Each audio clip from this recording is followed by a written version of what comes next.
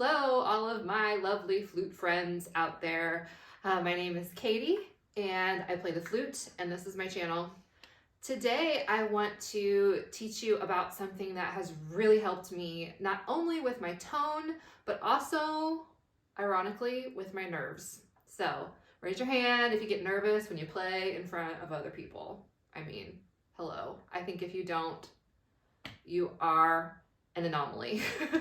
So, we all went through COVID, right? And if you were playing consistently before COVID, like I was, and then all of a sudden COVID hit, birds chirping, not a whole lot of live performances happening, right? So that was the case for me too. I didn't really play a whole lot and perform a whole lot during COVID, which means I didn't have that regular practice of feeling nervous and overcoming that nervousness in front of other people. So when I finally had a chance to play in a concert last fall, even though I practiced a ton and I was ready, my fight or flight just went crazy. So when your body tenses up, when you're nervous, obviously the first thing to go can be your tone, right? So my tone was really crappy and my nervous system was all crazy. I was all shaky and jittery and like, ah. But then I remembered something. Harmonics. Anyway, I know I'm a total nerd, but so harmonics are called, it's one of the many extended techniques that we can do on our flute, something that you probably have done on your own by accident.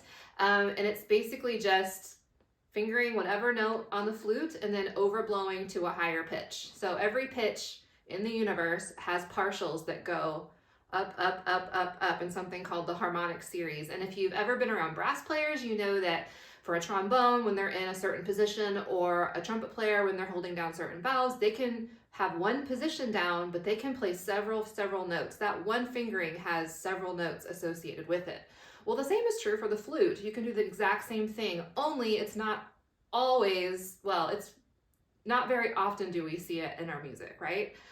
But it is an extended technique that we can use to develop our tone, and there's a whole book about it, and it's called Tone Development Through Extended Techniques by Robert Dick. And I've had this book for a very long time. I started doing harmonics when I was in high school with my private flute teacher. So you're probably wondering, well, okay, harmonics, that makes sense, but how does it help you? How did it help you with your tone, Katie? How did it help you with your nerves? Well, before I get into that, let me just demonstrate what a harmonic sounds like. I'm going to start in C, on C, in the staff middle space, and I'm going to play C, overblow it to the octave above, and then overblow it again to get the high G above that.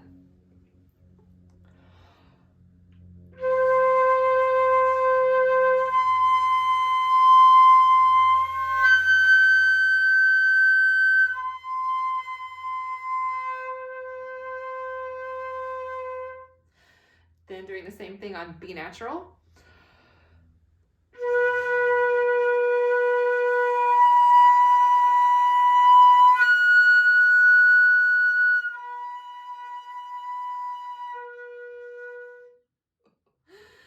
And then on B flat, for B flat, I will move my thumb over to my thumb B flat.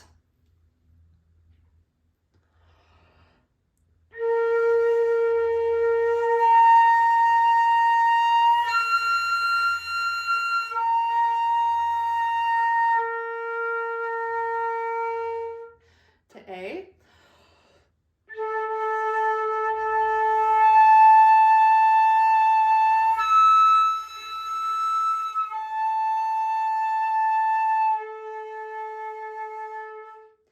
Then to A flat.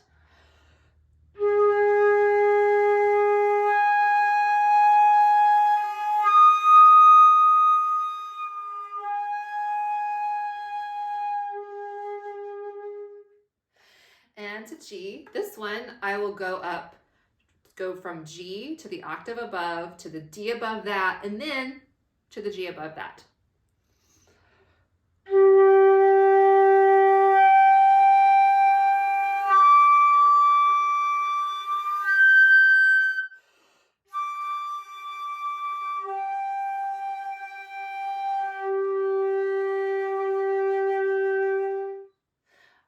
So you get the idea. A harmonic is, for the flute, is playing a note and overblowing it to partials above. So how did that help me with my flute playing, with my nerves, and with my tone quality? Well, for one thing, when you're playing harmonics, you have to use a ton of air. There is no room for this little mousy, small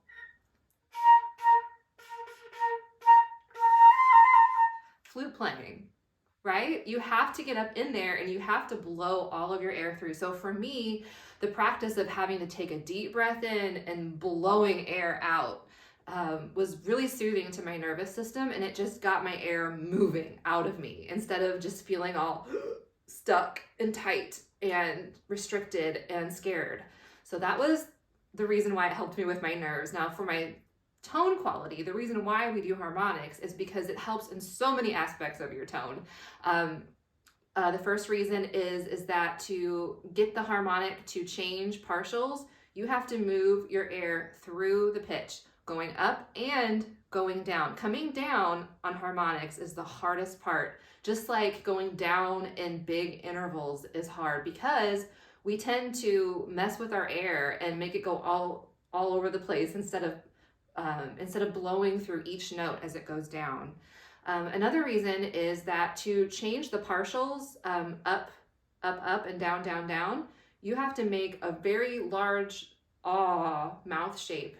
You have to raise your soft palate and think ah. And so that practice of enlarging your mouth cavity helps the sound to resonate better, which improves your tone. It also helps you focus your tone with your embouchure, with your lips. If you have air coming out in different places in your embouchure and not right here in the center, the harmonic won't come out very well.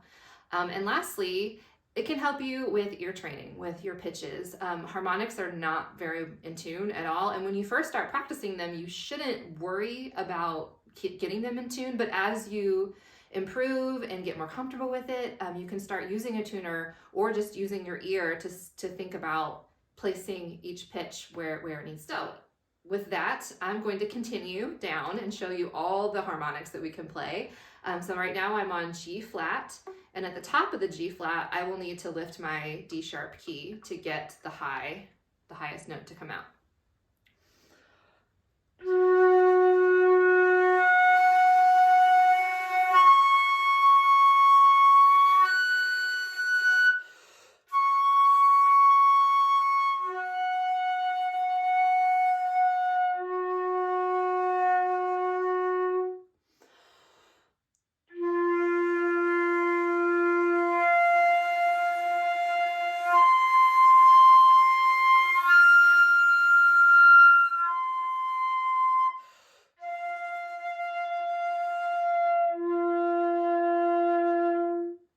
If you have your flute, why don't you join me? I'm going to go down to E natural, low E. So why don't you play along with me? Here we go. Big breath.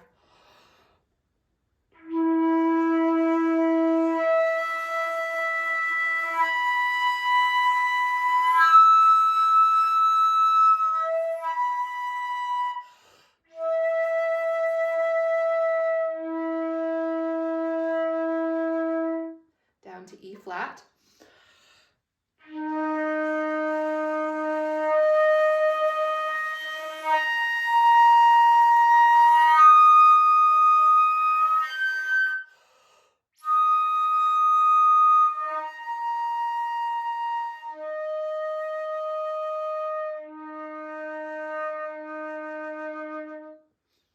Something else to think about whenever you're doing your harmonics is to avoid changing the pitch by varying your airspeed.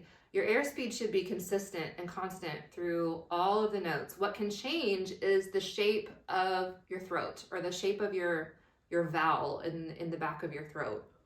So as you're changing pitches, you can think ah, ooh, ah, ah, ah, ah, ooh. I find the lower notes, it's easier when you think ooh, and the upper notes, it's easier to think ah. Another thing to remember or to think about is that you don't have to slur them when you're starting. They're pretty difficult, especially if you're a beginner, and I wouldn't probably challenge you to do all of the harmonics if you are a beginner. But one thing that can make it easier is if you tongue each pitch, either with a ka sound or a ta sound. So either with the front of your tongue or the back of your tongue, that can help you find the pitch. You might be noodling around a lot trying to find the right pitch, but using your tongue could help. And as you improve, then you can remove the tonguing and just slur. Okay, so let's continue. I think I'm on D now, so low D.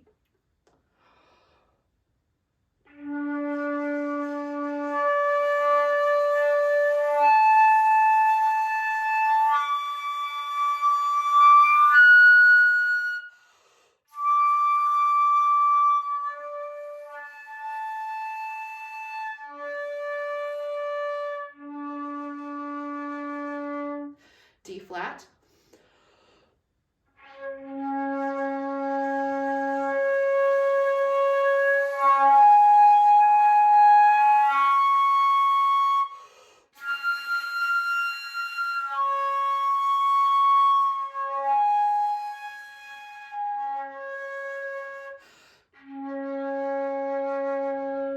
Low C.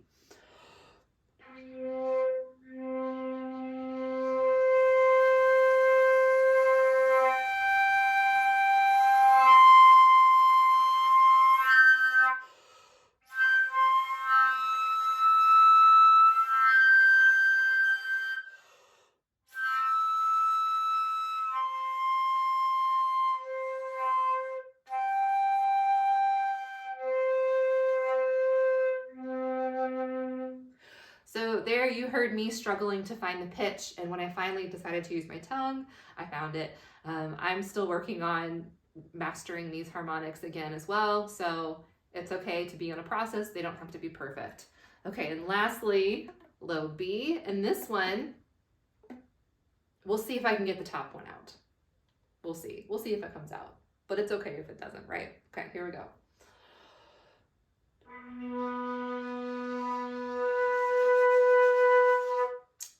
Let's try that again.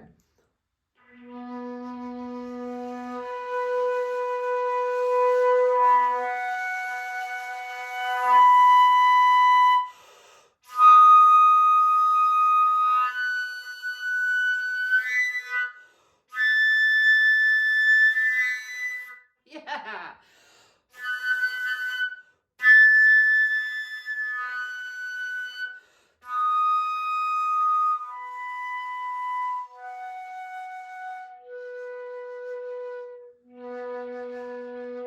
I don't even think those top two notes are even written in this book, so. Okay, anyway, I hope that this session on harmonics has been helpful for you. Leave comments below if you have practiced harmonics before in your practice, or if you tried them with me and what you thought. Just let me know. Let me know if you have any questions. Also, there are lots of other extended techniques that can help you with your tone. If you would like me to go over a few more of those, let me know in the comments below and I would be happy to. Okay, well, this has been fun. I wish you happy practicing and I'll see you next time. Bye-bye.